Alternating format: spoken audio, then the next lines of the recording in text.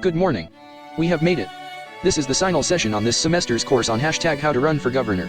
And now we have chapter number 14. Article 11, Week 14. Issues not covered until now.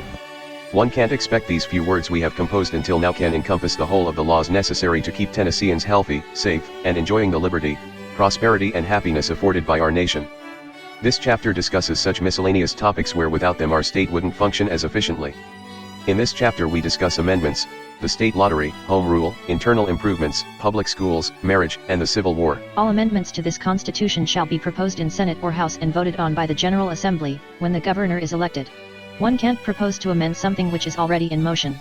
The General Assembly, when they win their respective elections, are under contract for an appointed time to follow what has been established. We can't in midstride change horses, when running a race. Though gambling is not allowed, because of the negativity it brings for the losers, our citizens may indulge in our structured state lottery program. This program should theoretically issue as much in winnings as any other established place of gambling where the profit funds the distribution of winnings and the greater cause of educating students who pursue higher learning. The immorality of gambling in this state is countered by the benefit to our students who we need more than the debate between those who think we should and those who think we shouldn't promote gambling. It is a give-and-take relationship where the stakes are so low that we capitalize on the volume of our population as opposed to focusing on the thrill of one's quantity on a bet. The legislature may pass no law or act which effectively removes an incumbent from office.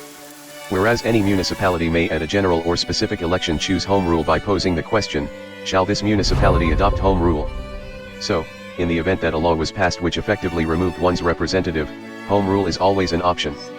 As our standard of living continually increases, yesterday is behind us, and tomorrow is ours to seize, it is better to be more advanced with the times than not.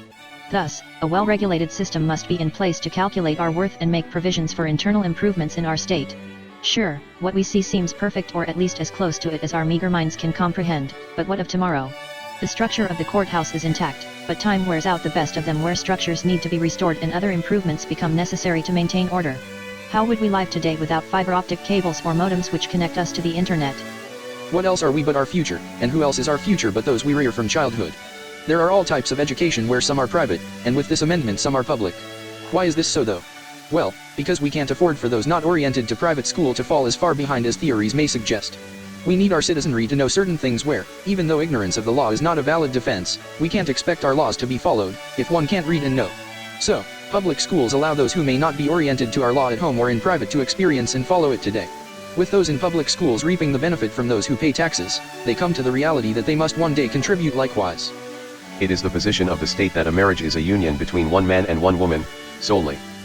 Promoting agriculture and commerce, the state recognizes many forms of cooperation where production is the only purpose one unities with others. As no one willingly enters in a union where there is no benefit, to cooperate for the benefit the union affords. Just as bees pollinate flowers moving from male to female, and no creature walking the earth has not come from a combination of opposing genders, we can't recognize growth in agriculture outside of that combination.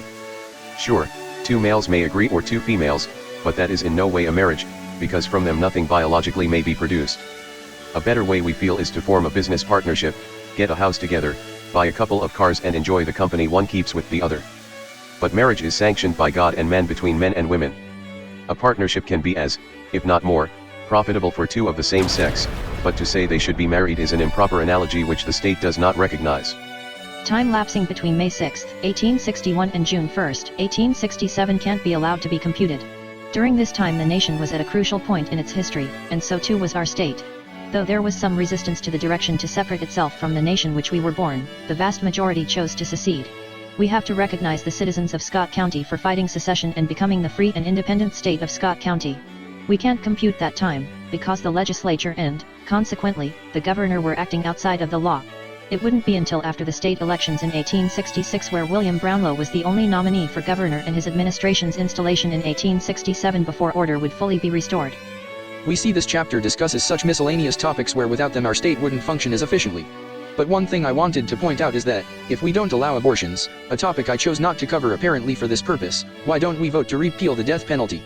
Oh, I forgot.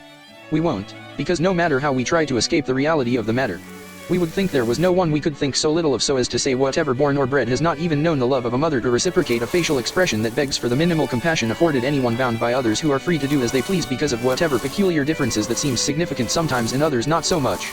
But the state shouldn't stand behind inferior men. That concludes this course.